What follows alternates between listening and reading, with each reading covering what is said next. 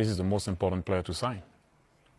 You have guys that are maybe way better technically or other stuff, but this is like the foundation of the club. You can't. You saw it. He just went into a mood of I want to score. Who can do that? He said I want to score, and he went to score. You know that you don't have that often. But the fact that, for example, if he was in that back four of Nottingham Forest, you don't have the coach. The coach doesn't have to get up. He will sort it out. And yes, he will get caught sometime, and we've seen it. But more often than not, he will stop a counter with his mouth. He doesn't have to defend. He's very clever. I said he's the most important player. Yeah, good afternoon, Joe.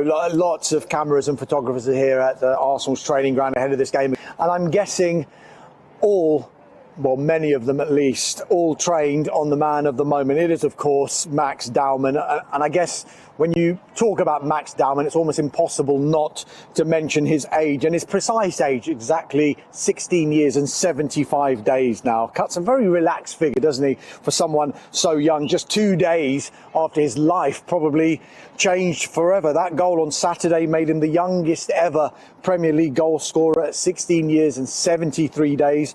You just wonder what that moment will do, not only for Dowman himself, but also for Arsenal's season, because during the game, you'd have to say that his introduction did change the atmosphere in the ground. Mikel Arteta said as much. And then, the contribution he made to the goal that Victor Gyökeres scored, and then, of course, that moment when it built up to that crescendo when he ran the length of the pitch to score the second goal against Everton. I think the messaging from Arsenal will always be, look, let's just try and calm down this situation. He's only 16 years old.